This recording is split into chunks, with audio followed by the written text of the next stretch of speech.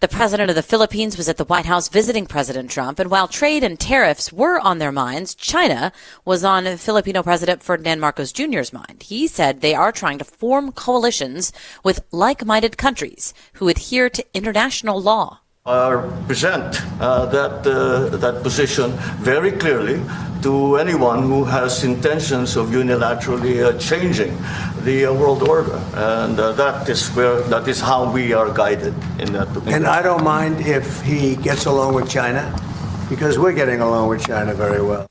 Even so, President Trump recalled that during his first term, you had a country that was tilting toward China for a period of time, and I just don't think that would have been good for you. You could deal with China, you should deal with China, but when I got elected, everything changed, and they came right back to us. U.S. lawmakers have asked the Defense Department to study possibly building a joint munitions hub in the Philippines in a place called Subic Bay. We will have more ammunition than any country has ever had. It's very important to me. President Marcos was asked if that might be escalatory with China. All of what we consider part of the modernization of the Philippine military is really as a response to the circumstances that surround the situation around the South China Sea. Adding that, as with much military spending, he wished it was not necessary, but he said it is. When it comes to American military spending, we are on track to allocate more than $920 billion in the next fiscal year's National Defense Authorization Act. And currently it appears there's bipartisan support to fully fund the Pacific Deterrence Initiative. Well, I had an opportunity to visit the Philippines a couple of years ago and meet with the political leaders and the military leaders and our military there. China is clearly a problem. Florida Republican Senator Rick Scott sits on the Armed Services and Homeland Security committees. Threatening the sovereignty of the Philippines. So we've got to do everything we can to help our allies. The Philippines have been a great ally to the United States, and I think the NDA does a great job. I think we have a great product this year that's going to support our defense and help our allies. Earlier this year, I'm sure you saw this report from the Center for Strategic and International Studies, and it found one shipbuilder in China built more commercial ships in 2024 than the U.S. has built in decades. I'm just wondering if you're confident that the NDAA does enough to address military shipbuilding in particular. And is this correct? We have just over $37 billion allocated for naval infrastructure. That would include submarines. Is that sufficient? Is that a correct number? Well, here's where we're continuing to go through the appropriations process for military spending. Clearly there's a commitment to more U.S. Navy ships, more Coast Guard vessels, and help our merchant marine. But we have an issue. I mean, we got to build more ships. We need to build more ships. Our allies need to build more ships. The government of China has clearly decided to be our enemy, our adversary. They want to destroy our way of life. They're threatening Taiwan, the Philippines, other allies to the United States. So we've got to work cut out for it. I know that when the Secretary of Navy testified 2 or 3 weeks ago, it was one of the biggest issues we talked about is getting our shipyards in shape to be able to build more ships. We're adding funding to build more ships, but we've got a lot of work to do. We are behind in our ability to produce ships quickly in the United States, and we've got to work on that. Last week, Senator, the president said that he and Xi Jinping have a great relationship, right? We've heard that many times, but he said they smile together at all the back and forth. And on the farmland issue, a week prior, during the cabinet meeting, our Agriculture Secretary, Brooke Rollins, she's expecting an executive order blocking Chinese companies from owning farmland, especially near military bases, right?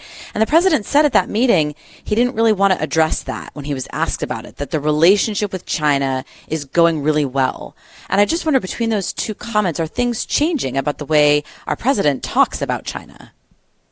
I think there's no ifs, ands, buts about it. One, we know the government of China wants to destroy our way of life. They're killing American citizens through fentanyl every year. They're taking our jobs. They're stealing our technology. They're spying on us. I also know that the President of the United States understands the risk of the government of China. So there's a variety of things that we're doing. I don't believe that anybody affiliated with the Communist Party of China should have the ability to basically buy any land in this country, whether it's farmland, whether it's land or close to a military, or anything. I mean, they've decided to be our enemy. You don't let your enemy get close to you. We saw how Ukraine used drones to attack Russians. I don't want China to have anything close to any important assets of the United States to be able to do a drone attack. We've got to stop buying Chinese drones, stop buying Chinese drugs, stop buying Chinese products. Americans need to wake up. We, as Americans, not just say the government's going to do this, our military is going to do it, but we have to stop buying anything made in China. They have decided to be our enemy. They want to destroy our way of life. Stop buying anything from China. That's a tall order. It might be a difficult task right now, especially for our manufacturers. But let's move on to Iran.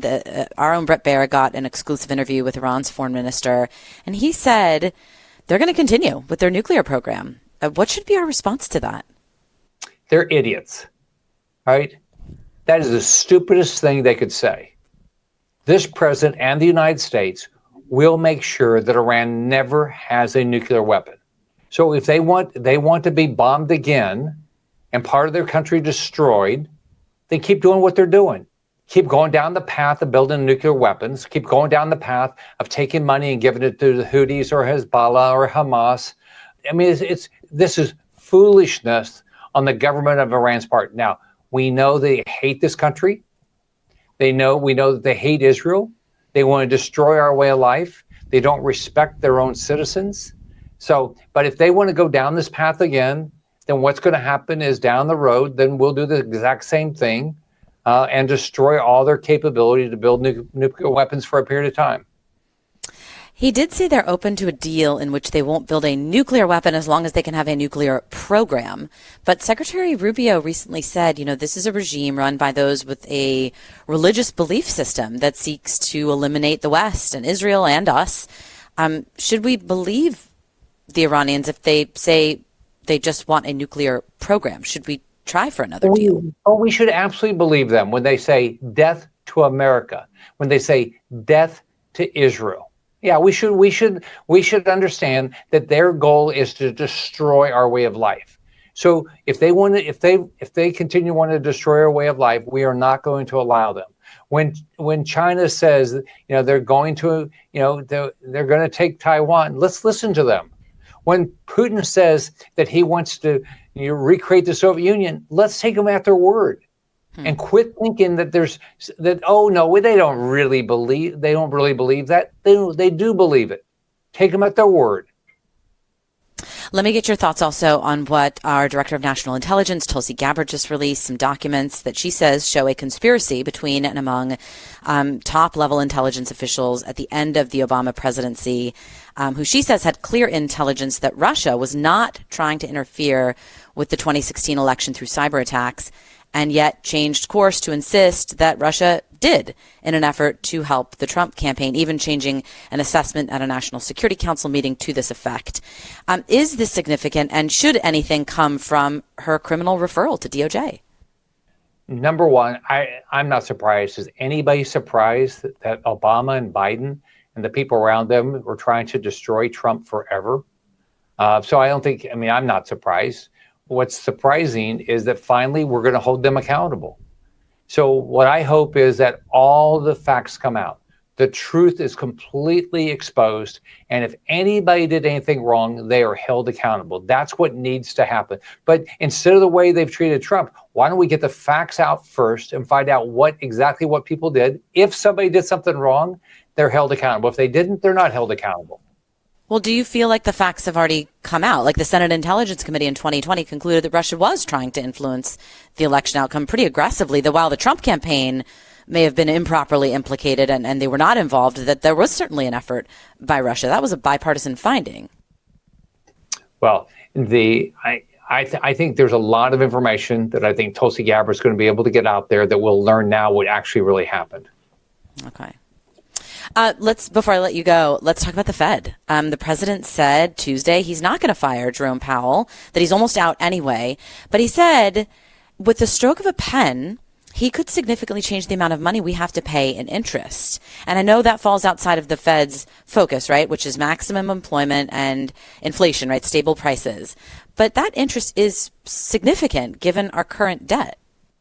Well, first off, Jay Powell has done a terrible job, right? He's redoing an office building that the redo is going to cost more than a football stadium. That's number one. Number two is he built a balance sheet. And that balance sheet now, the assets are worth about $1 trillion less than their liabilities. He did this.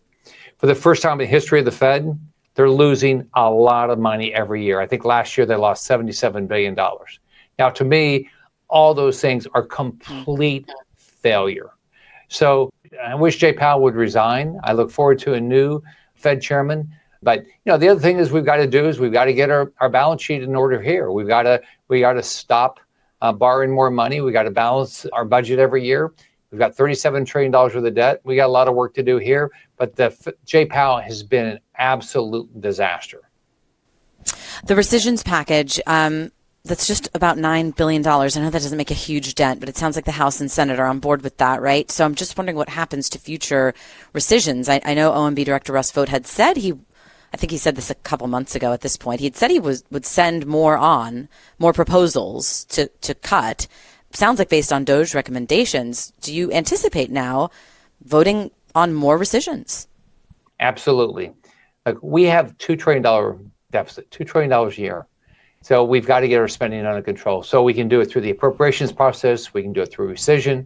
There's a lot of different ways we can do it, but we've got to get our spending under control. If we don't, interest rates are not coming down. Inflation is not going to go away. We're going to continue to have the inflation we have and higher interest rates than what the American public can afford. But rescissions make more sense than appropriations, right? You need 51 votes as opposed to 60. Is that an easier path? Oh, absolutely. The benefit of rescissions packages and the benefit of reconciliation is you only need 50 Republicans plus J.D. Vance. Florida Senator Rick Scott, thank you so much for joining us. All right, take care.